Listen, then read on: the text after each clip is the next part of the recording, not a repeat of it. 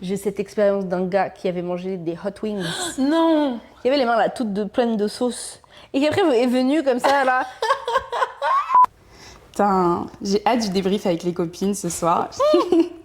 Et j'espère que ça va être bien. Hein. Ah là là, c'était une fraude, elle a dit n'importe quoi. Non. Ok Léa, parlons Let's sexe. go. J'ai hâte. Jingle.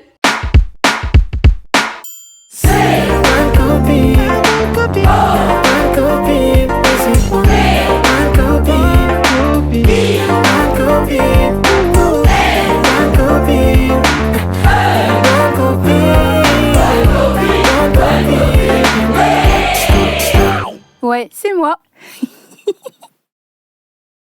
Salut les bons copains, bienvenue sur ce nouvel épisode de La Bonne Copine. Je suis trop contente d'être avec vous. Aujourd'hui, je suis avec Léa. Bonjour. Sexothérapeute que vous pouvez retrouver sur Instagram. Je vais mettre le petit arrobase, donc c'est arrobase merci beaucoup. D'ailleurs, trop stylé. C'est vraiment très stylé C'est comme vrai, arrobase. Ouais, c'est vraiment, un jeu de mots tellement- éclaté, mais si ça te c'est fait tellement rire, ça bien, me va. c'est tellement bien. Aujourd'hui, c'est un épisode particulier parce qu'en fait, c'est la deuxième partie d'un épisode que j'ai déjà posté avant où je parle de la manière dont j'ai dû me construire une vision de la sexualité saine et de mon corps malgré le fait de venir d'une famille où tout est tabou, tout est considéré comme obscène. Et du coup, là, on va répondre à tout un tas de questions. Léa va répondre à tout un tas de questions que vous m'avez envoyées et qui sont trop intéressantes. Donc voilà, j'ai hâte. Avant que tu répondes aux questions que les personnes m'ont envoyées, que les abonnés m'ont envoyées, j'ai quelques petites questions pour toi. La première question, c'est quoi une sexothérapeute ? C'est quoi une sexothérapeute? On m'a jamais posé cette question. C'est vrai? C'est un truc de ouf. Ouais, c'est vrai que j'ai jamais réfléchi comme ça de manière hyper précise, tu vois. Une sexothérapeute, c'est une personne qui accompagne des gens dans leur exploration et leur réflexion sur la sexualité, qui propose, je pense, des espaces d'écoute active et qui va accompagner vraiment la réflexion et donner des clés, qu'elles soient dans le côté un peu psychologique, émotionnel, mais aussi des trucs très pratico-pratiques. Donc c'est vraiment une oreille attentive aux besoins des personnes. Et un espace safe, je pense aussi, surtout, Oui. un espace safe pour les gens, de juste avoir ces conversations avec quelqu'un sans jugement. Et qu'est-ce qui t'a donné l'envie de devenir sexothérapeute ? Alors, c'était pas du tout une vocation comme ça de base, tu vois, qui m'est arrivée, ça arrivait assez tard. En fait, le chemin a été très perso de base, dans le sens où ça a été plus moi être confrontée à mes propres problématiques. De genre, je comprends pas, je kiffe pas quand je suis avec quelqu'un au lit, je comprends pas, j'ai 25 ans, j'ai jamais eu d'orgasme, qu'est-ce qui se passe? Pourquoi tous les mecs avec qui je me retrouve, je me fais tirer les cheveux et je me prends des fessées, mais en fait, moi je peux pas le faire. Qu'est-ce qui se passe? Ça m'a amené à en fait, chercher des réponses sur Internet. Ensuite, partager ces réponses avec les gens sur Instagram. Et en fait, j'ai eu une telle réponse de la part des gens qui avaient besoin de cet espace. Tu m'étonnes. Que j'ai eu, moi, derrière, le besoin de me former pour pouvoir le faire le plus correctement possible. Parce que ça touche à de l'intimité, comme on disait tout à l'heure, ça touche à des questions hyper perso, parfois des violences, parfois des choses comme ça. Donc j'avais besoin de pouvoir proposer quelque chose d'un peu plus carré dans ma posture par rapport aux gens. Et donc j'ai décidé de me former en sexothérapie à ce moment-là. Et est-ce que c'est facile à gérer quotidiennement d'avoir toutes ces personnes qui viennent et qui sont là et qui voient en toi un peu leur sauveur, quoi, finalement Écoute, émotionnellement, tu le gères comment, ça ? En vrai, je le prends plus comme un peu comme un compliment qu'on me fait, tu vois, de savoir que je peux être la bonne copine, que je peux être l'épaule sur laquelle on se repose et l'oreille safe. Moi, je suis ravie d'avoir réussi à créer cet espace-là pour les gens. Donc, au contraire, je suis toujours... je le prends avec beaucoup de modestie, on va dire, tu vois, de genre, waouh, j'ai de gratitude, j'ai cette chance. Après, c'est vrai que j'ai dû apprendre à mettre une certaine distance aussi parce que c'est l'intimité des gens et que parfois on partage des choses très, très, très, très personnelles, qu'elles soient joyeuses ou non, tu vois. Mais du coup, c'est réussir à prendre du recul les premières années. Je passais des heures et des heures à répondre aux messages. Je pouvais rester 1 heure sur Insta à discuter avec une personne. Aujourd'hui, je peux plus faire ça, tu vois. Oui, bien sûr. Ce qui me rend un peu triste parfois d'ailleurs, parce que c'était vraiment ça que j'aimais, c'était le contact direct avec les gens. Mais du coup, c'est vraiment un travail de distanciation, d'empathie et aussi, moi, après, de supervision, c'est-à-dire que les sexothérapeutes, tous les thérapeutes sont censés être suivis par d'autres thérapeutes. Justement pour en fait parler de toute la gestion Oui, décharger un peu. Exactement. Okay, oui. Donc voilà, c'est aussi avoir un réseau, moi, professionnel autour de moi avec qui je peux partager. Parce que aussi, je ne prétends pas avoir toutes les réponses à tout et toutes les solutions à tout. C'est vraiment pas. Et parfois, moi, ça me provoque des questionnements, ça me provoque... il peut y avoir des frictions au niveau des valeurs, tu vois, tu peux tomber sur quelqu'un qui va te partager quelque chose qui n'est pas du tout dans tes valeurs. Comment est-ce que personnellement tu gères ça et comment tu restes pro. Donc voilà, je pense que c'est surtout hyper important d'être bien entouré de personnes qui vont pouvoir, et humainement et professionnellement, te soutenir là-dedans, quoi. C'est sûr, ah oui, j'imagine. Est-ce qu'il y a des questions ou il y a des clichés qui te saoulent sur le fait d'être sexothérapeute? Je me dis sexothérapeute femme en soirée, ou genre quand tu t'annonces et tout, c'est une dingue. Ouais, j'ai la vision. C'est la question, mais oui, clairement, le truc de base, c'est « Ah, tu dois aimer la baisse, toi !» Et t'es là, a priori, je m'intéresse au sujet, c'est sûr, parce que sinon, j'aurais pas fait ça. Mais non, je pense que le cliché qui revient le plus, c'est que je dois être super forte au lit et que j'aime tout et que je fais tout et que voilà, j'ai aucune limite. Alors ça, les gens ont souvent du mal à faire la différence entre c'est pas parce que je parle d'un sujet que je n'ai pas de préférence personnelle et que je n'ai pas de corps physique avec tout ce qui va avec. Donc vraiment non, les sexothérapeutes sont des personnes qui sont surtout intéressées par l'humain avant tout. C'est quand même un sujet qui est profondément humain. Bien sûr. Qui sont passionnés par les relations et les dynamiques humaines, relationnelles, et pas des gens qui a priori quand même aiment bien le sexe d'une manière ou d'une autre, tu vois, ou si c'est pas aimer genre le rapport en lui-même, c'est tout ce qu'il y a autour. Et en fait, c'est énorme tout ce qu'il y a autour. Tu vois, tu disais tout à l'heure de la psychologie, il y a de la psychologie, il y a du culturel, il y a de l'anatomie, enfin c'est hyper vaste comme sujet. Donc ouais, non, les clichés sur les sexothérapeutes, c'est vraiment non, je ne fais pas tout, je n'aime pas tout, je suis pas en orgie tous les quatre matins. Faut que ça s'arrête. Voilà, on est des êtres humains comme la personne à côté de ton facteur, c'est la même chose. Donc vraiment, ouais, non, c'est pas faut... tout va bien. Stop. Et je me demandais, est-ce qu'il y a un âge minimum pour consulter? Ou est-ce que à un moment donné, toi tu préconises un âge? Est-ce que 18 ans c'est trop tôt, 25 ans trop tard? Je dirais pas... Alors attends, je sais pas légalement s'il y a un âge, je sais pas. Parce qu'il y a une différence, il faut savoir qu'il y a une différence entre sexologue et sexothérapeute. Oui. Il y en a un qui est a priori médecin, ou infirmier, infirmière, ou kiné, ou gynéco. C'est une spécialisation. Ou psychologue, tu vois, donc c'est une spécialisation. Et t'as sexothérapeute, ou ça peut être toi demain tu veux faire une formation de sexothérapeute, tu peux être sexothérapeute. Donc c'est vraiment deux choses qui sont différentes, qui sont pas du tout gérées et certifiées par l'État de la même manière. Tu vois, le sexothérapeute, c'est pas un diplôme d'État, c'est vraiment des formations privées. Donc juridiquement, je sais pas si un sexothérapeute, mais en vrai si, parce que je peux faire des interventions dans des lycées par exemple. J'en ai jamais fait, mais je pourrais, tu vois. Après non, en termes de besoins personnels, à partir de quel âge? En vrai, n'importe quel âge, tu vois. On peut même prendre sa première session à 50 ans si on en a besoin. Et si on se pose des questions à 18 ans parce qu'on stresse de sa première fois qui s'est passée comme ci ou pas, de son anatomie, on ne sait pas trop quoi en penser ou quoi que ce soit, c'est carrément des personnes qui peuvent être des espaces sécurisés, encore une fois. Ça m'aurait tellement aidé. J'ai un flash de ma première fois et des questions et j'étais en appel avec mes copines et en fait tout le monde avait une version différente. Mais oui, exactement, tu vois. T'es tellement perdue, genre oh mon Dieu, bien sûr. Et ça, moi, je trouve que typiquement, alors, tu sais, les heures d'éducation sexuelle à l'école, guillemets, voilà, que t'as à l'école, zéro. Vraiment, ouais, voilà. Tu sais que c'est genre 5 heures obligatoires, je crois. Moi, je crois que j'en ai eu une dans mon parcours. Je pense pas que c'était une sexothérapeute qui l'avait faite. C'était une dame qui... Moi, j'ai juste un souvenir de elle qui nous dit regardez-vous dans un miroir, enfin mettez un miroir entre vos jambes et regardez-vous. J'étais là. Mais what the fuck? Pourquoi je ferais ça? Alors qu'aujourd'hui je suis là, bon conseil, mais juste pas dit peut-être au bon moment ou aux bonnes personnes ou quoi. Mais je pense que typiquement ça, tu vois, si c'était fait par des sexothérapeutes, il y aurait un truc qui serait beaucoup plus sécurisé, quoi, que des gens qui eux-mêmes sont un peu au stress de faire ce truc. Les cours d'éducation sexuelle, c'était mon prof de SVT qui était aussi mon prof principal. Genre, à quel moment je vais lui poser des questions alors que je le vois le lundi matin? C'est une dinguerie. C'est ça, typiquement, tu vois, c'est une très bonne réflexion. Ça ne devrait pas être la personne que tu vois qui doit évoluer et tout, pas du tout, genre. Mais quel enfer! Et qui après va dire, tu sais pas c'est quoi la capitale de la Pologne? Oui, c'est ça! Tu sais que machin, tu vois, genre. Après, conseil parent-prof! C'était ouf! Il y a beaucoup de personnes qui pensent ou qui attendent ou qui pensent qu'il faut vraiment être au point où tu as un problème pour aller voir un sexothérapeute. Pas nécessairement, je trouve qu'au contraire, c'est cool de peut-être aborder le sujet tôt dans une relation, par exemple, avec quelqu'un, pour avoir un espace, encore une fois, de réflexion et de partage, et de pas forcément attendre... On a un peu en Occident cette vision-là de la médecine de manière générale. Tu sais, on va voir que quand c'est quand il y a un problème. Et que c'est vraiment la fin de la fin et que tu souffres et que c'est urgent, plutôt que de prendre la chose en amont et de donner les outils aux personnes. Donc voilà, c'est pas nécessairement genre quand vraiment la libido, ça a fait 1 an et demi qu'elle a disparu et qu'on sait pas pourquoi et qu'en fait on est au fond du gouffre, c'est pas...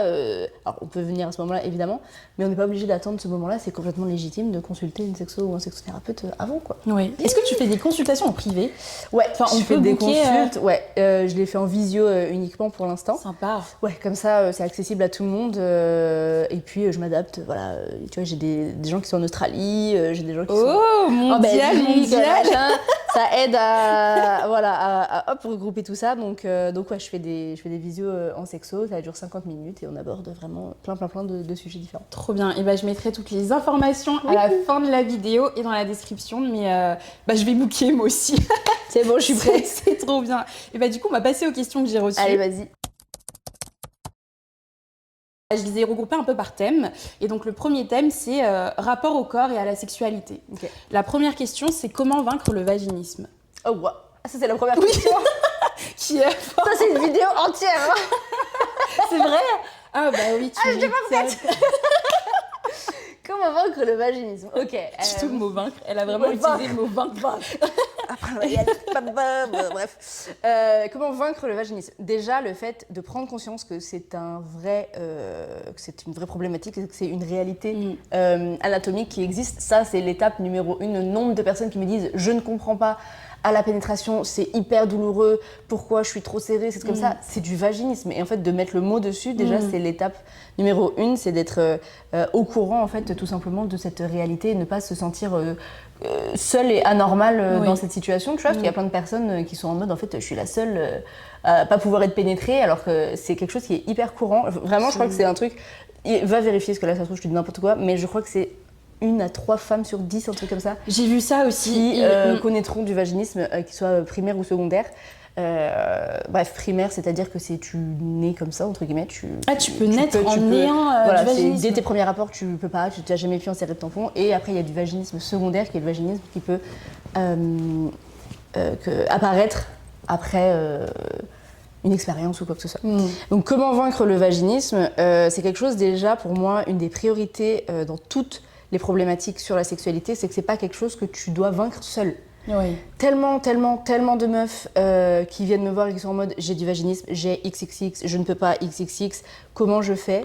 A priori, si c'est quelque chose que tu vis en couple, la personne avec qui tu partages ça a aussi un rôle dans le processus de guérison et que tu ne dois pas faire seule, tu peux être accompagné de professionnels. Donc vraiment, ne pas se sentir seule dans ce processus, c'est hyper important et ne pas porter le poids de cette chose, de cette guérison justement. Je trouve que c'est hyper compliqué et trop individualiste de se dire c'est moi qui ai ça, faut que je me débrouille. C'est moi le problème quoi. Ouais, exactement. Donc t'es pas seule et n'hésite pas à t'entourer.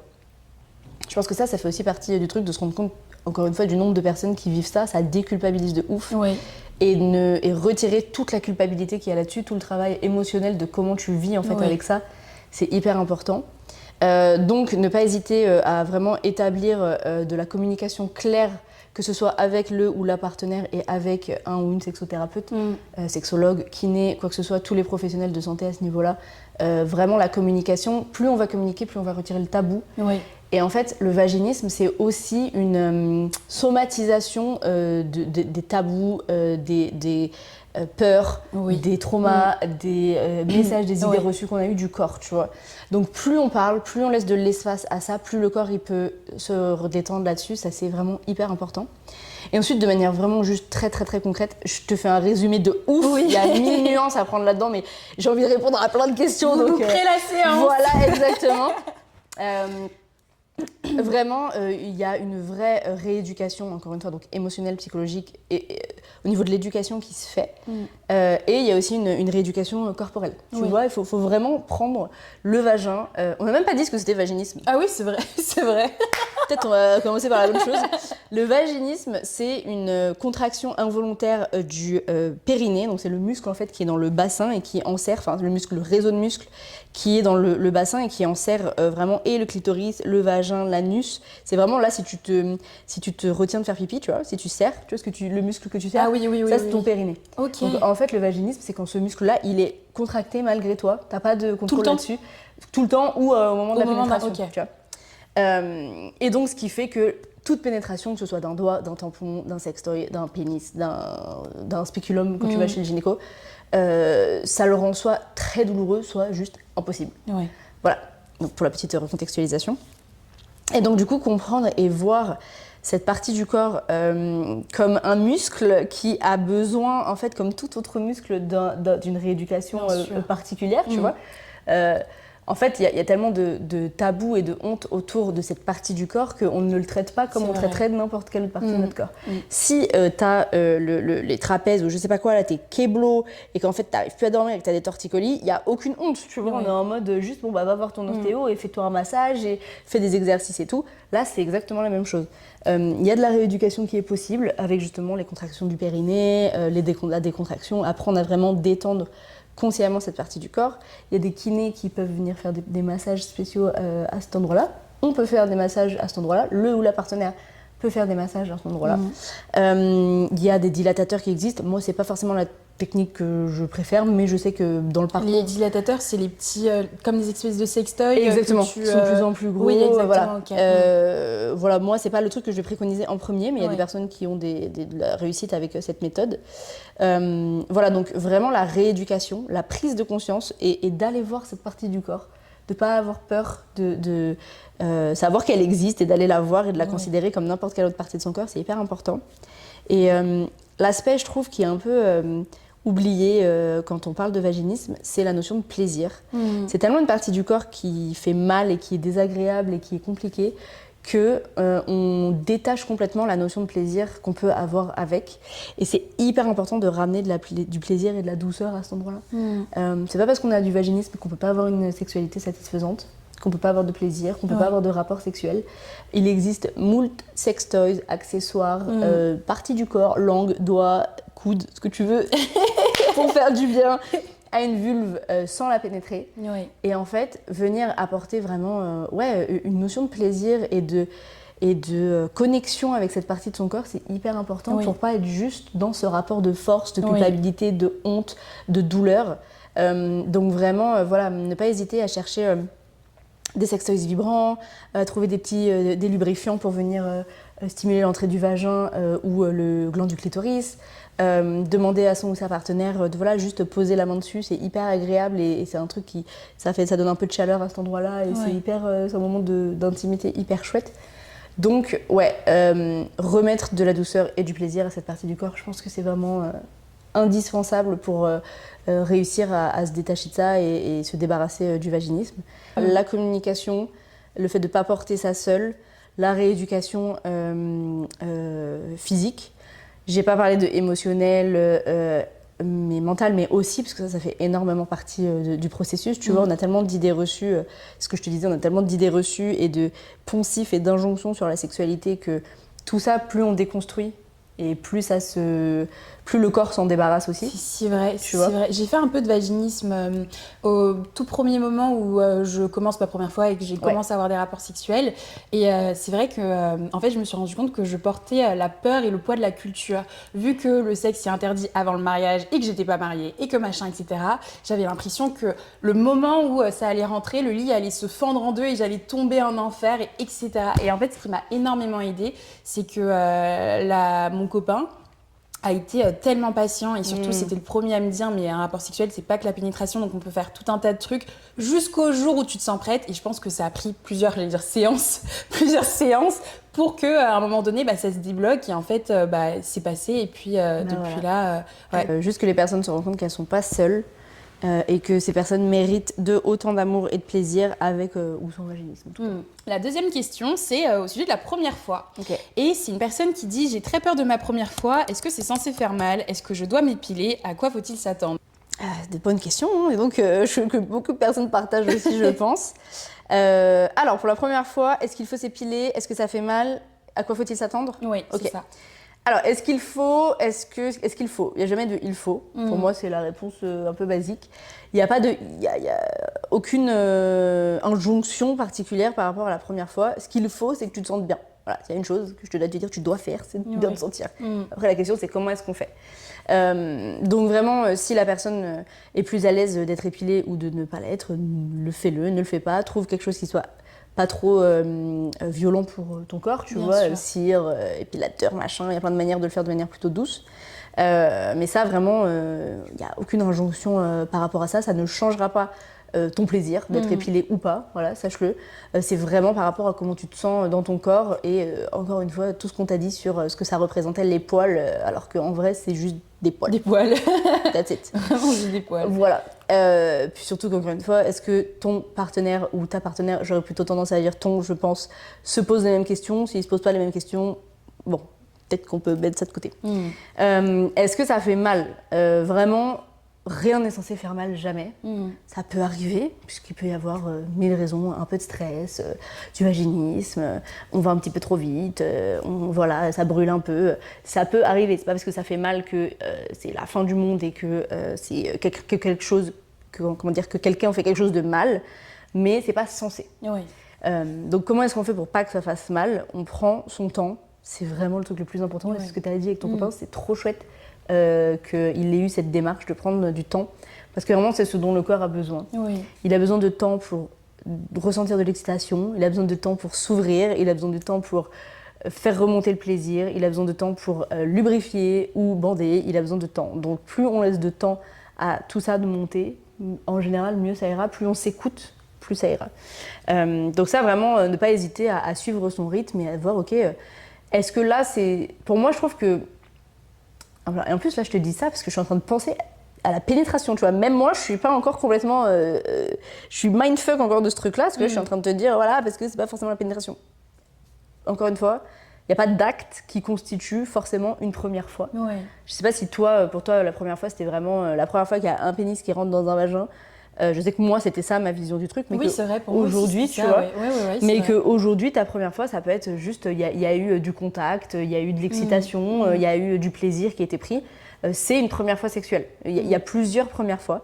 Tout au long de ta vie, il y aura des premiires fois. Je pense que ça aide à dédramatiser aussi. Moi, je vis encore des premières fois au niveau de ma sexualité, tu vois.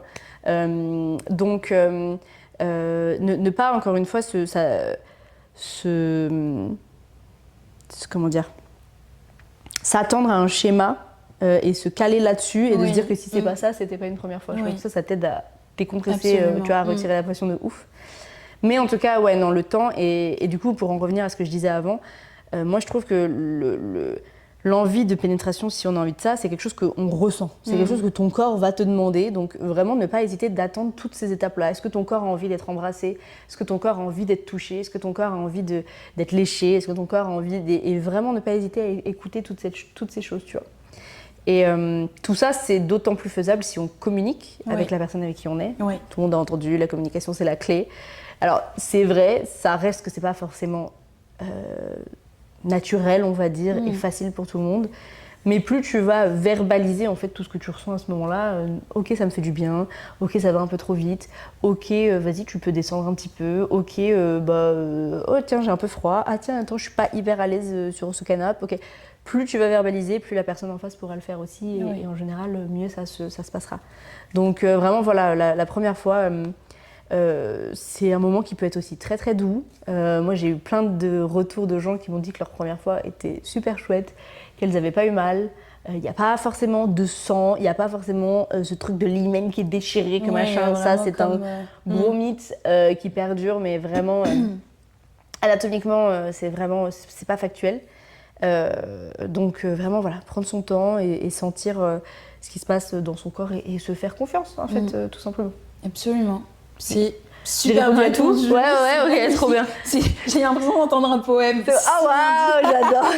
La troisième question fait un peu écho à ce que tu disais avant, puisque c'est quelqu'un qui dit qu'elle aimerait bien mettre des sous-vêtements sexy, mais qu'elle a des poils et que du coup ça la bloque et ça la freine et qu'elle a l'impression qu'elle n'a pas le droit, quoi. Ok, les poils, c'est un gros sujet. Il y a plusieurs choses. Déjà au niveau tout simplement physiologique. Les poils, ils sont là pour une raison. Oui. Il faut savoir que moi, en lisant ça, j'ai trouvé ça hyper chouette comme idée. Donc on est des mammifères. Les humains sont les seuls mammifères à avoir des poils sur leur appareil génital. Tous les autres mammifères n'en ont pas. C'est genre le seul endroit où il n'y en a pas. Donc déjà, je trouve ça chouette. Ouais. Du coup, voilà, c'est hyper sympa. Et vraiment, ils ont une fonction. Ces poils. Ils sont là pour une raison. C'est pour protéger la peau, c'est pour protéger des bactéries, c'est pour protéger de plein de choses. Donc je trouve que parfois de recentrer sa vision sur pourquoi c'est là et pourquoi c'est quelque chose qui est fait pour faire du bien à la base, ça aide aussi un peu de dramatiser et de réfléchir un peu plus à si on veut les garder ou pas. Moi je trouve que c'est aussi potentiellement une source de plaisir.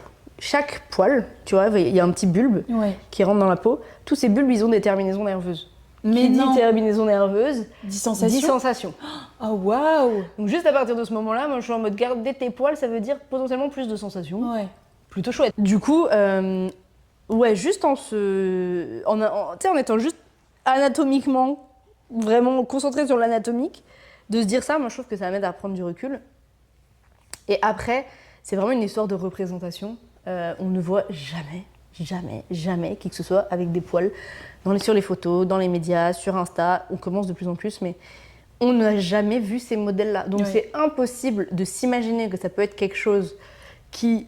Alors, il y a sexy, beau, belle, jolie, mais il y a aussi juste neutre. Tu vois, on n'est pas obligé d'être forcément dans « ça doit être beau ». Ça peut juste être.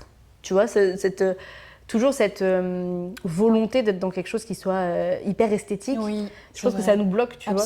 Alors que juste c'est. Bon, c'est aussi une réalité et parfois, moi, ça m'aide plus de me dire ça existe plutôt que c'est beau et c'est incroyable, tu vois.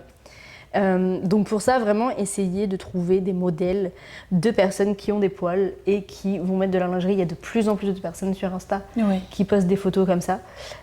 Ça va permettre de juste composer un autre imaginaire autour de ça. Ça peut ne pas te plaire, ça peut quand même ne pas te plaire, tu peux quand même ne pas trouver ça sexy, mais au moins ça te permet de ne pas être vraiment dans encore une fois, une injonction de « il ne faut pas de poils ». Et plus tu vas regarder ça, plus tu vas voir des personnes en lingerie avec des poils, plus ça va être quelque chose qui te paraît normal et que du coup tu vas pas remettre en question de la même manière. Et puis généralement je trouve que c'est quand même sur la femme que repose cette question de poils parce que vraiment les hommes, j'ai jamais vu, en tout cas de mon expérience, un homme se poser la question de je me suis pas épilée, est-ce que je vais quand même, tu vois. Et puis eux ils se posent même pas la question de la lingerie. Non. Déjà s'ils ont un truc sans trou c'est genre... formidable. Nous on est là déjà, il faut de la lingerie, après il faut que ça soit sexy, après il faut pas de poils, le corps, c'est bon. Ça y est, c'est bon, ça y est. Est-ce qu'on peut vivre aussi voilà, c'est bon. Donc voilà, je pense que le rapport au poil est très perso. Moi c'est un travail de déconstruction que je fais depuis des années et j'ai encore des parties du corps où je suis pas fan, j'ai d'autres parties où je suis ok d'avoir des poils. Donc vraiment, c'est un rapport qui est très perso. Et si la personne en face te shame pour quoi que ce soit, pour le fait que tu aies des poils, mais comme lui, pour moi, c'est juste que c'est pas le bon partenaire et que voilà. Clock it. C'est noté. Ma troisième question, c'est... ma quatrième plutôt. Yes. Pourquoi est-ce que j'ai du mal à mouiller pendant les rapports Même si je désire mon partenaire, je me sens coupable et j'ai l'impression de ne pas être totalement une femme. Est-ce que c'est normal ? Ok. Waouh, c'est deep. Oui, c'est deep. Le fait de remettre en question sa condition. Sa féminité et tout, c'est ouf. Alors, il y a plusieurs choses, je pense, à adresser. Le fait de ne pas mouiller déjà. Il y a plusieurs raisons pour lesquelles le corps peut ne pas mouiller, qui peuvent être complètement décorrélées de l'excitation et qui peuvent être dues aux circonstances dans lesquelles que tu vis. La lubrification, c'est aussi un réflexe corporel, c'est aussi vraiment lié aux hormones. Si tu es sous traitement médicamenteux, si tu prends la pilule, si tu as un traitement hormonal, tu vois, pour les ovaires polykystiques, si tu as bu de l'alcool, si tu as fumé des choses, si tu as ça peut jouer sur ta lubrification. Donc en fait, il y a vraiment, si tu ne bois pas assez, vraiment, quand on dit... oui, boire de l'eau. Si tu quand bois pas on assez dit d'eau. boire 1,5 litre d'eau par jour, c'est aussi pour mouiller en lit en fait après, tu vois, ça fait complètement partie de ça. Bah peut-être que là, je vais plus. Voilà, donc prends la bouteille, mets pause là et va prendre ta bouteille d'eau. Oh my god. Ça fait partie de ça vraiment, tu vois. C'est dingue. Donc c'est vraiment, il peut y avoir 1000 raisons complètement décorrélées de ta féminité en fait. C'est des choses qui n'ont rien à voir.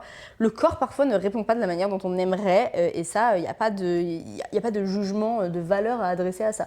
Par contre, c'est intéressant, c'est de comprendre pourquoi, de voir comment tu peux changer ça.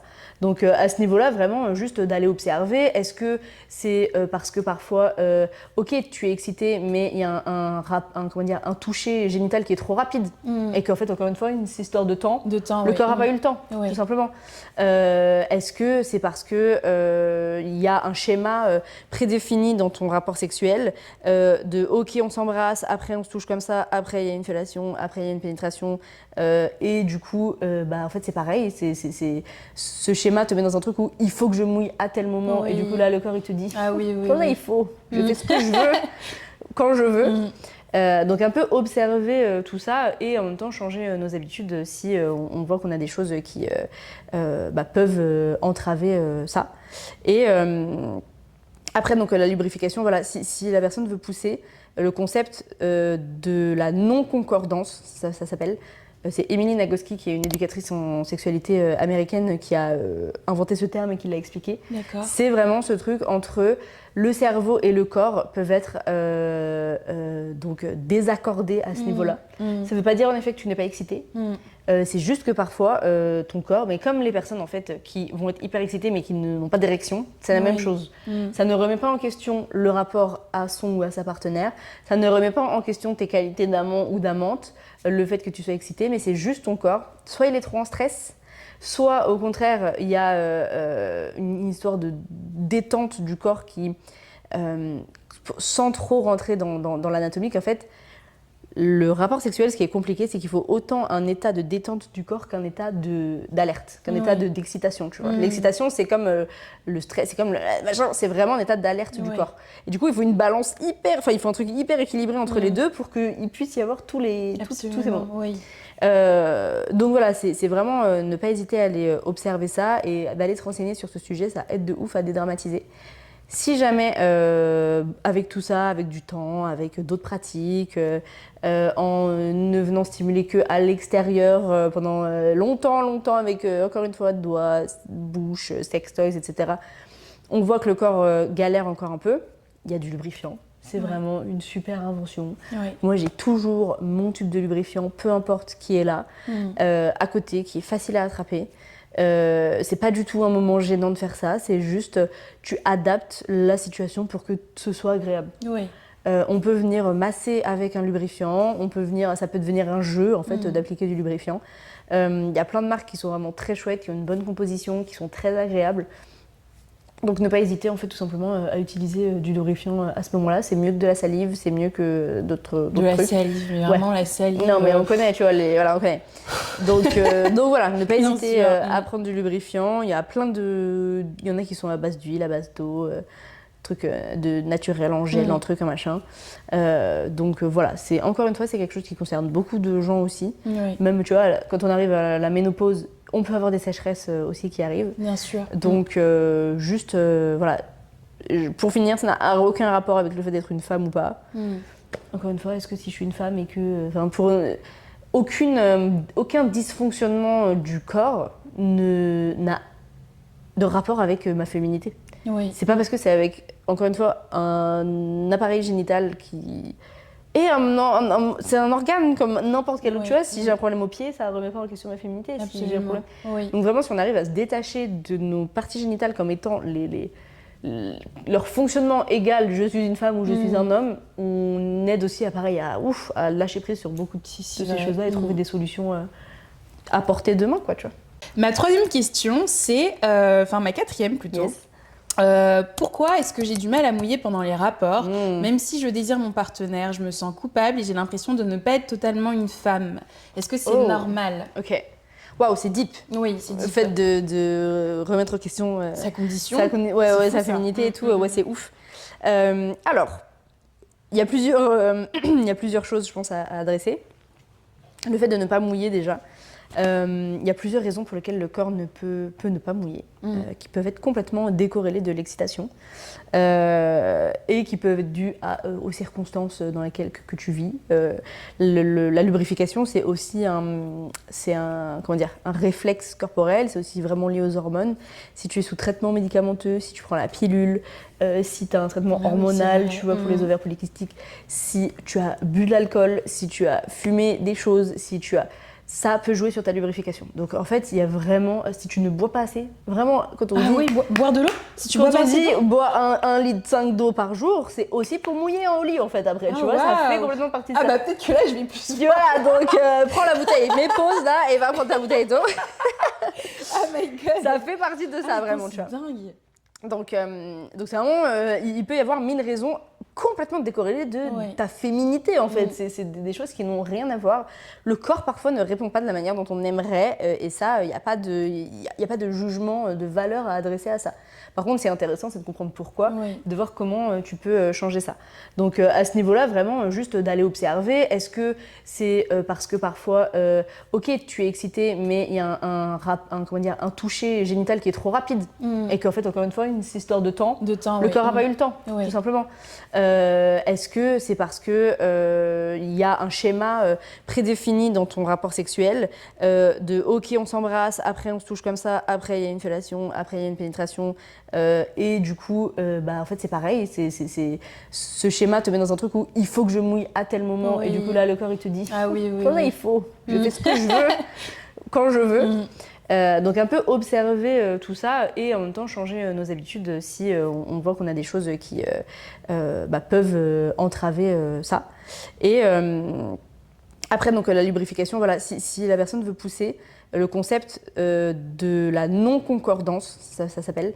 C'est Emily Nagoski, qui est une éducatrice en sexualité américaine, qui a inventé ce terme et qui l'a expliqué. D'accord. C'est vraiment ce truc entre le cerveau et le corps peuvent être donc désaccordés à ce niveau-là. Ça ne veut pas dire en effet que tu n'es pas excité. C'est juste que parfois ton corps, mais comme les personnes en fait qui vont être hyper excitées mais qui n'ont pas d'érection, c'est la même chose. Ça ne remet pas en question le rapport à son ou à sa partenaire. Ça ne remet pas en question tes qualités d'amant ou d'amante, le fait que tu sois excité, mais c'est juste ton corps. Soit il est trop en stress, soit au contraire il y a une histoire de détente du corps qui, sans trop rentrer dans l'anatomique en fait, le rapport sexuel, ce qui est compliqué, c'est qu'il faut autant un état de détente du corps qu'un état d'alerte, qu'un état d'excitation, tu vois. L'excitation, c'est comme le stress, c'est comme le machin, c'est vraiment un état d'alerte du corps. Et du coup, il faut une balance il faut un truc hyper équilibré entre les deux pour qu'il puisse y avoir tous ces moments. Donc voilà, c'est vraiment ne pas hésiter à aller observer ça et d'aller te renseigner sur ce sujet, ça aide de ouf à dédramatiser. Si jamais, avec tout ça, avec du temps, avec d'autres pratiques, en ne venant stimuler qu'à l'extérieur pendant longtemps, avec encore une fois doigts, bouche, sextoys, etc., on voit que le corps galère encore un peu. Il y a du lubrifiant. C'est vraiment une super invention. Moi, j'ai toujours mon tube de lubrifiant, peu importe qui est là, à côté, qui est facile à attraper. C'est pas du tout un moment gênant de faire ça, c'est juste tu adaptes la situation pour que ce soit agréable. On peut venir masser avec un lubrifiant, ça peut devenir un jeu en fait d'appliquer du lubrifiant. Il y a plein de marques qui sont vraiment très chouettes, qui ont une bonne composition, qui sont très agréables. Donc ne pas hésiter en fait tout simplement à utiliser du lubrifiant à ce moment-là. C'est mieux que de la salive, c'est mieux que d'autres trucs. La salive, vraiment la salive. Non mais on connaît, tu vois, on connaît. Donc voilà, ne pas hésiter à prendre du lubrifiant. Il y a il y en a qui sont à base d'huile, à base d'eau, trucs de naturel en gel, en truc, un machin. Donc voilà, encore une fois, c'est quelque chose qui concerne beaucoup de gens aussi. Même tu vois, quand on arrive à la ménopause, on peut avoir des sécheresses aussi qui arrivent. Bien sûr. Donc, juste, voilà. Pour finir, ça n'a aucun rapport avec le fait d'être une femme ou pas. Encore une fois, est-ce que si je suis une femme et que... aucun dysfonctionnement du corps n'a de rapport avec ma féminité. C'est pas parce que c'est avec, encore une fois, un appareil génital Et c'est un organe comme n'importe quel autre, tu vois. Si j'ai un problème au pied, ça remet pas en question ma féminité. Si j'ai un problème. Donc vraiment, si on arrive à se détacher de nos parties génitales comme étant leur fonctionnement égal, je suis une femme ou je suis un homme, on aide aussi à lâcher prise sur beaucoup de ces choses-là et trouver des solutions à portée de main, quoi, tu vois. J'ai 25 ans et je n'ai jamais eu aucune expérience sexuelle romantique et cela me pèse. Je n'ai jamais embrassé, jamais été draguée, bref, j'en ai marre. Comment se sentir, moi, en décalage et gagner en confiance C'est une bonne question. Je pense qu'aujourd'hui, on a tellement fait de la relation romantique le but et l'objectif de nos vies qu'à partir du moment où tu ne rentres pas dans ce moule-là, t'es pas vu comme normal. C'est un vrai sujet actuellement dans ma vie, ce fait de décentrer de ma vie. Ça veut pas dire qu'il n'y en a pas, mais de décentrer dans ma vie le couple et le côté romantique et du coup sexuel qui va avec. Et de lui donner de l'importance que j'ai envie qu'il ait. Et de valoriser tout ce qui existe autour. Moi, je sais que l'amitié, pour moi, l'amour amical, c'est hyper important. La créativité, pour moi, c'est hyper important. La liberté, enfin, vraiment, j'ai des choses dans ma vie qui, en fait, quand je retire ce truc de il faut être en couple, il faut faire des enfants, il faut avoir la maison, il faut machin, et que je commence à redéfinir un peu ce qui me fait du bien, en fait, tu vois, j'imagine ça comme plein de petits cercles. Tu vois, il y a des gros cercles comme ça, et puis il y en a des plus petits, des petits machins. Donc je pense que ça peut aider à prendre du recul. Après, je pense que c'est très facile à dire quand on ne vit pas cette situation. Bien sûr. Et que forcément, plus c'est quelque chose qui grossit, et moins c'est facile de prétendre que ça nous touche pas. Honnêtement, je pense que j'ai pas de solution toute faite pour ça, parce que pour moi c'est un problème qui est sociétal, tu vois, qui est plus individuel. C'est vrai. Et que du coup, on peut pas faire porter à une personne le fait de se sentir bien si c'est quelque chose dont elle souffre. Il existe après, éventuellement, alors je sais pas si c'est ce que la personne a forcément envie de vivre dès le début, mais aujourd'hui avec les nouvelles technologies, avec les réseaux, avec tout ça, il y a toujours une manière de peut-être rencontrer des personnes, de se mettre dans des contextes de drague, de se mettre dans des... S'il y a juste cette envie de le vivre, tu vois, de pouvoir échanger avec des gens sur le sujet, que ce soit dans le flirt ou pas, pour quand même avoir accès, en fait, tout simplement à ce genre d'échange, c'est aussi possible. Je ne sais pas quelle est l'orientation de cette personne, mais... elle est hétéro. Elle est hétéro. En tout cas, il faut savoir que je trouve que tous les cercles LGBTQIA+, il y a beaucoup plus d'accueil, de questionnement et de problèmes identitaires, parce que forcément les personnes queer, elles vivent des choses compliquées. Enfin, forcément, pas forcément, mais il y a des questionnements qui sont en plus et des vécus qui sont en plus. Et je trouve que c'est des espaces où en fait tout ça est facilité, parce qu'on sait que c'est des gens qui sont mis en dehors d'une norme, et du coup, ces gens se recréent en fait des espaces de sécurité par rapport à ça. Donc si ça peut être intéressant d'aller faire des cercles de parole, juste pour un peu se détacher de ça, d'aller dans des événements queer ou faits par des assos LGBT sur ces questionnements-là, des rencontres, c'est hyper doux les rencontres. Moi je sais que j'organise, pardon.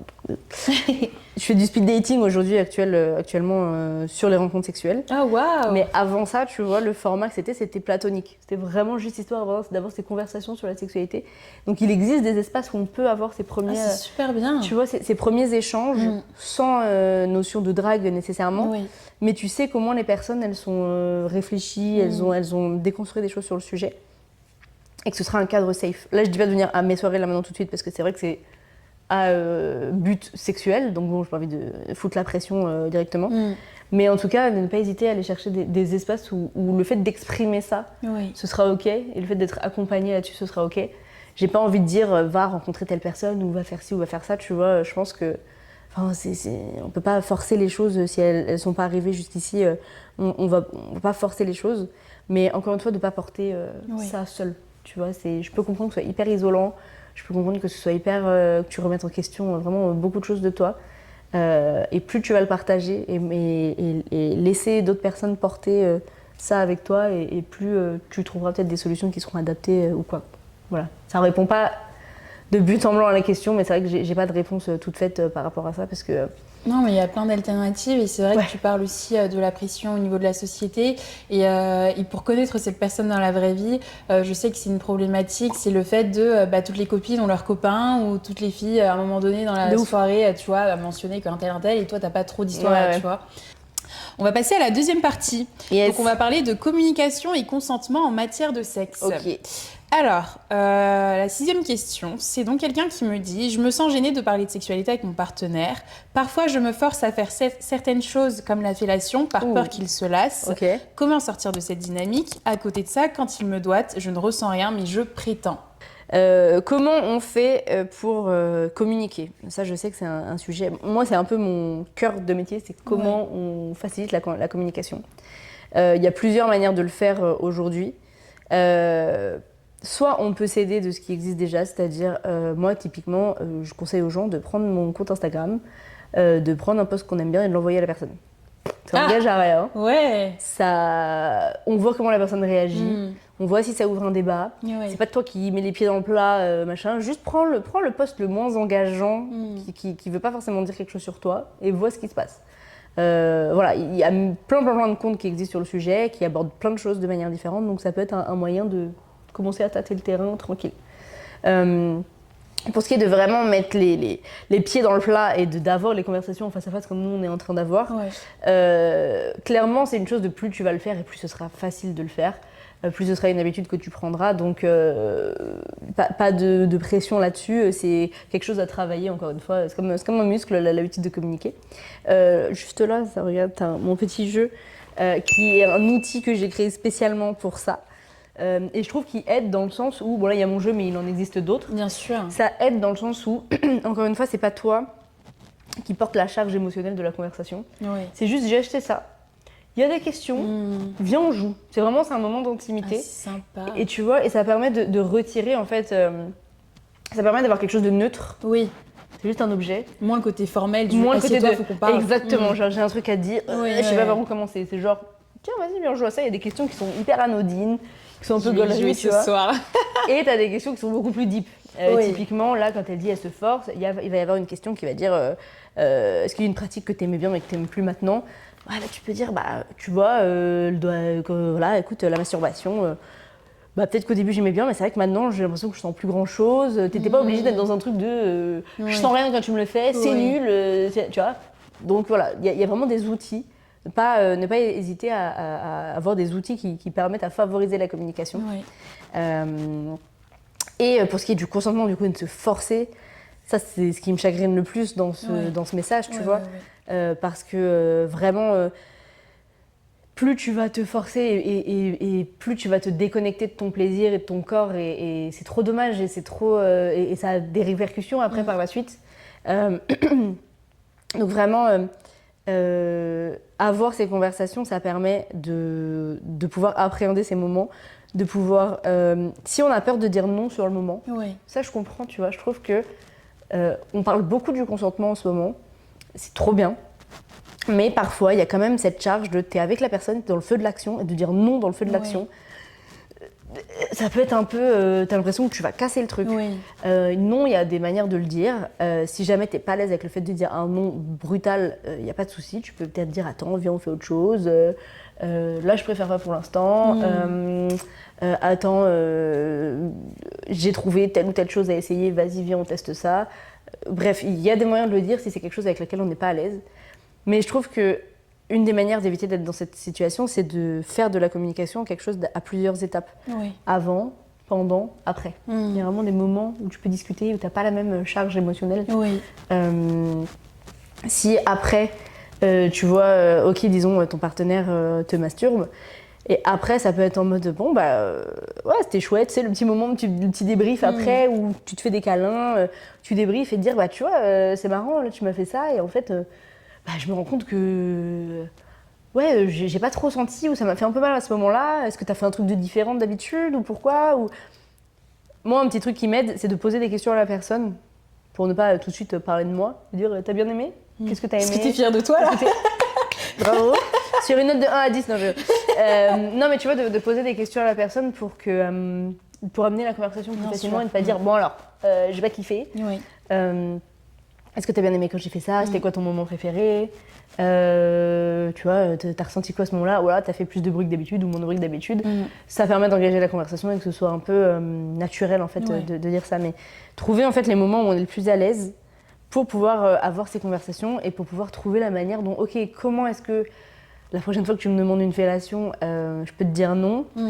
Est-ce que tu vas te lasser de moi s'il n'y a pas de fellation? Qu'est-ce que ça me fait de savoir que tu vas te lasser de moi s'il n'y a pas de fellation? C'est quand même... Une dinguerie. Moi, ça me heurte de ouf d'entendre ça, tu vois, de dire parce que quelqu'un ne fait pas de fellation, on peut être lassé. On parle d'un être humain en entier et d'une petite pratique. Genre, bon, voilà. Peut-être qu'il va te rassurer à ce moment-là, tu vas te dire pas du tout, en fait, c'est juste que j'apprécie ça, mais il y a d'autres moyens de le faire. Bien sûr. Il existe des sextoys, il existe de ce que tu veux, d'autres manières du corps, des trucs où tu peux utiliser d'autres parties de ton corps pour avoir une sensation sympa au niveau d'un pénis. Bref, ensemble, vous allez encore une fois trouver une manière de pallier à ça et de pas, toi, te mettre tout le poids de est-ce que mon mec s'ennuie au lit ou pas si je ne fais pas de fellation, quoi. Donc voilà, trouver les moments propices, trouver les outils propices. Et vraiment, ouais, non, te force pas, ça va dégrader ta relation à toi-même, ta relation à ton mec. Et c'est trop dommage. Ça, c'est vrai. C'est trop dommage. Ça, c'est vrai. Et je sais pas si t'es d'accord, mais j'ai l'impression que ça fait appel aussi un peu à la quête de la performance, mais qu'on nous impose, tu vois. Genre, tu regardes du porno, tu vois que les gens font ça, ou t'entends que les gens font souvent ça, du coup, tu veux refaire la même chose, et en fait, ça te correspond pas du tout. Et c'est vrai que c'est un travail assez compliqué. J'avais une conversation avec une pote il y a pas longtemps, où on parlait de pourquoi on faisait certaines pratiques sexuelles, tu vois. Et en fait, on se rendait compte qu'on était en mode, bah, je sais pas, parce que oui, en fait, si t'as pas trop de réponses, non pas parce que j'ai envie qu'il le promenait, mais parce que et en fait c'est vrai qu'il y a vraiment une charge aussi, donc mais ça ça fait partie de on parlait de la représentation sur les poils. La représentation dans le porno, c'est un vaste sujet. Il existe des pornos éthiques féministes qui justement vont un peu décentrer de la pénétration, qu'elle soit orale, bref, ou à la main ou avec un sexe, et permettre de donner d'autres idées et de plus faire de ça l'acte principal, la fellation aussi, peu importe. Mais ouais, non, il faut vraiment que ça vienne d'une envie personnelle. Encore une fois, comme je disais, le corps, il y a un moment où c'est ton corps qui va te demander et pas juste, bon, étape 1, étape 2, étape 3. Pareil, voir un peu comment son copain s'est construit dans sa conception du sexe, tu vois, parce que souvent, c'est aussi les hommes ont beaucoup ce truc-là, tu vois, c'est prélit, péné, éjaculation, c'est un peu le schéma et que ça passe forcément par ça. Et pour l'histoire de la masturbation, qui n'est pas forcément agréable, c'est pareil, c'est un vaste sujet. Il y a 1000 raisons pour lesquelles ça peut ne pas être agréable. En allant de juste c'est pas correctement fait. En allant de c'est fait trop tôt. De c'est pas les bons points. Anatomiquement, c'est pas aux bons endroits. T'as des blocages, juste t'as un rapport à cette partie de ton corps qui fait que ça bloque, juste tu n'aimes pas ça. Genre, il y a 1000 raisons. Donc, si c'est quelque chose si c'est un plaisir que tu as envie de connaître, tu peux te pencher sur le sujet. Si tu t'en fous et que passons ce moment-là, passe ce moment-là, quoi, tu vois, genre... mais ça, c'est vraiment un long sujet. C'est clair que si ton gars, après que tu l'aies sucé, que t'avais pas trop envie, il vient te mettre des doigts... Ça va être compliqué de apprécier ça, en fait. Je viens d'avoir la vision, la vision de l'horreur. Mais tu vois bien, alors que s'il prend tout son temps, il t'excite, il attend de te toucher, il t'embrasse, il te chauffe, machin, il met ses doigts, mais en fait, il vient pas trop te toucher. Après, il revient, après, il te demande est-ce que tu as envie. Et t'es là, en fait, peut-être. Que tu te touches en même temps, qu'il met un tout petit bout de doigt avec du lubrifiant. Je te jure que l'expérience, ça va pas être la même et que tu vas pouvoir redécouvrir ce que c'est cet acte-là. Et si même dans tous ces cas-là, t'aimes pas ça, bah juste t'aimes pas ça, on s'en fout, tu vois. Fais 1 million d'autres trucs qui existent. Absolument. Absolument. Et il n'y a aucun rapport entre, par exemple, j'aime pas me faire doigter, mais on peut quand même aimer une pénétration. Les deux sont pas... c'est pas... Ok. Oui, grave, carrément. Ok. L'autre question, la 7e question, c'est comment proposer l'usage de sextoy dans le couple sans blesser son ou sa partenaire. J'aime bien cette question. Ah oui. Les go et les sextoys. Exactement. Aïe. Dans tous les cas, quand on teste une pratique avec quelqu'un, un fantasme, des accessoires ou quoi que ce soit, je trouve que c'est chouette que ce soit quelque chose qui induise les deux personnes. Beaucoup de personnes par exemple, quand elles partagent une envie, c'est un peu leur fantasme toute seule, c'est un peu leur envie toute seule, et c'est un peu genre, viens, tu fais mon envie avec moi. Oui. C'est pas qu'est-ce que nous deux, on a envie de faire. Ouais. Donc si tu as une envie de tester des sextoys, voyez quel sextoy serait le plus approprié, qui donnerait autant envie à l'une que l'autre, et qui soit agréable pour les deux personnes, tu vois. C'est pas du jour au lendemain, j'ai envie de prendre un gros god et de le mettre dans le huc de mon mec, il a rien demandé, mais moi c'est mon kiff, tu vois. Je parle de moi là. Mais voilà, alors que si c'est genre, ok, viens bébé, on en parle, bah en fait, moi j'ai lu ça, qu'est-ce qui t'intéresserait? Ah ouais, toi ça te dit, ah ok, mais t'es pas sur cette zone, tu préférerais plutôt pour l'instant juste un truc qui vibre? Je dis n'importe quoi. Hein. Ouais. Ok, bah vas-y, et puis à ce moment-là, peut-être que tu préfères être dans cette position, est-ce que c'est toi qui utilises le sextoy ou est-ce que c'est moi? Est-ce que c'est... Enfin bref, il y a 1000 manières de faire de ce moment quelque chose qui est partagé et réfléchi ensemble. Encore une fois, la communication avant, ça va faire la diff. Je vais écrire communication. Ouais, je pense que ça peut clignoter comme ça tout le long du truc. Et donc ça pareil, que ce soit avec des outils pour dire voilà, j'ai trouvé ce sextoy. Envoyer en fait, à l'ère d'internet aujourd'hui, c'est con mais ça aide tellement, ça facilite tellement la communication. Envoie un reel ou un mème d'un sextoy, c'est humoristique, il n'y a même pas besoin d'être dans un truc hyper sérieux, tu vois. Vois ce que la personne dit, hop, tu glisses un petit truc, ça a l'air pas mal, machin, tac tac. Et ça peut juste débuter une conversation. Absolument. Donc ouais, après l'ego de la personne, comment elle réagit face à ça, c'est un très gros travail de déconstruction à faire et de faire comprendre que c'est un outil qui permet aux deux et ce n'est pas une mise en concurrence du tout et qu'en fait c'est juste... tout simplement, c'est juste que parfois, c'est compliqué de faire plusieurs choses en même temps. Oui. Donc ça peut aider. Parfois, c'est compliqué d'atteindre plusieurs parties du corps en même temps.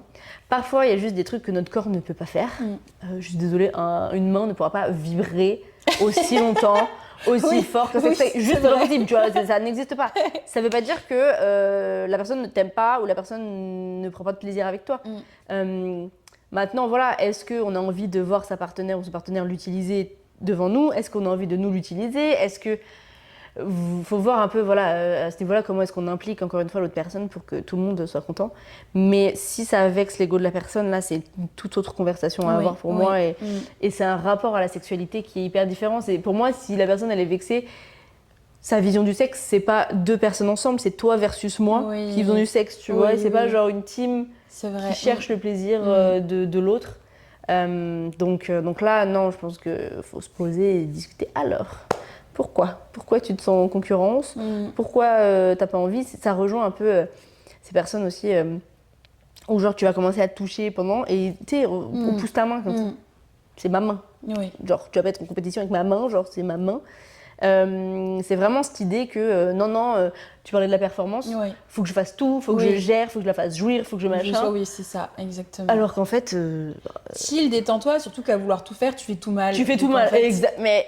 Voilà, t'as tout dit. Je pense que ça peut être la miniature. Moi, j'ai un sextoy, j'ai un womanizer et c'est mon partenaire qui me l'a offert pour Noël. C'est trop bien. Du coup, adorable. Et du coup, c'est vraiment devenu notre meilleur pote. Donc, comme quoi, en fait, quand t'as un bon rapport au truc, c'est en mode ah, Pavel, il a même un prix. Mais voilà, mais j'adore. Est-ce que vous en aviez parlé un peu avant? Vous étiez déjà rentrés dans des sex shops ensemble avant? On était rentrés dans une boutique. En fait, on était passés dans une boutique, la boutique du plaisir, c'est quoi le nom? Passage du désir. Voilà, c'est ça, passage du désir. Et on était rentrés et en fait, on était allés regarder un manuel, on était allés regarder du lubrifiant, on était allés regarder des trucs et tout machin, mais on est ressorti. Et il a acheté ça pour Noël et il m'a dit bon bah maintenant il faut le nommer, c'est un peu notre premier gosse. Et du coup, il a son propre petit lit. Il a son petit truc, c'est trop mignon. Son propre petit truc. Mais voilà, c'est vraiment de voir le truc comme ça. C'est sain, c'est safe et en fait, tu vois vraiment la sexualité, le sexe comme vraiment un truc, un plaisir partagé. Mais ouais, c'est fun. Alors, la 8e question. C'est je suis très mal à l'aise à l'idée qu'on me fasse un cuni. Peur de l'odeur, peur du regard, alors que c'est censé être normal. Comment dépasser ça? Ok. Alors, c'est censé être normal. Non. Il n'y a rien de normal ou pas dans la sexualité. Tant qu'on fait de mal à personne, on ne peut pas qualifier quelque chose de normal ou pas. Ça, c'est le premier truc à adresser pour moi.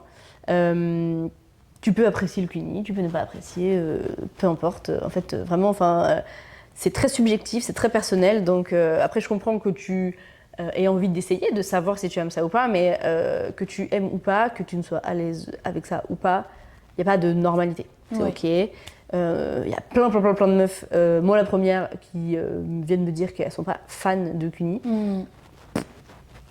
Ok, c'est une information comme une autre. T'es un buffet à volonté, t'aimes pas le fondant au chocolat, peu importe. Tu prends tous les autres trucs qu'il y a, on va pas en faire une catastrophe, quoi, tu vois. Après, pour ce qui est d'avoir peur, d'être mal à l'aise avec les odeurs, avec la vue, avec tout ça, c'est vraiment aussi, on parlait de toute l'éducation qu'on n'a pas reçue, on parlait de toute la honte qu'il y a sur ces parties de nos corps. Absolument. Et vraiment, ça c'est un truc qui est c'est compliqué de s'en détacher, mais plus tu connectes avec cette partie de ton corps, en fait, tout simplement, plus tu arrives en général à te détendre. Donc l'exercice je t'en parlais tout à l'heure, de regarder cette partie du corps, de s'y confronter, de comprendre que c'est normal qu'il y ait des odeurs. C'est une partie du corps, il y a des odeurs en fait, il y a toute une flore, c'est pas de bactéries, c'est des champignons, tu vois, c'est toute une flore, un microbiote, voilà, c'est ça le mot que je cherchais. Vivant là-dedans, tu vois, c'est une partie du corps qui y a des sécrétions, il y a des poids, il y a des trucs, c'est normal qu'il y ait des odeurs.